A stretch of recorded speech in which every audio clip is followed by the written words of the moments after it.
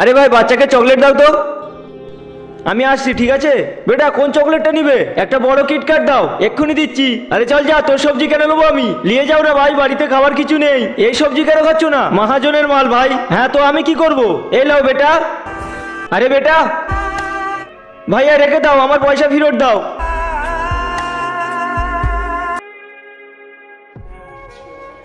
বন্ধুরা, তুমি যদি জল খেতে পছন্দ করো তাহলে ভিডিওতে লাইক করে চ্যানেলটি সাবস্ক্রাইব করে দাও। আর যদি মদ খেতে ভালোবাসো তাহলে কিছুই করতে হবে না। ভাইয়া সবজি দাও তো।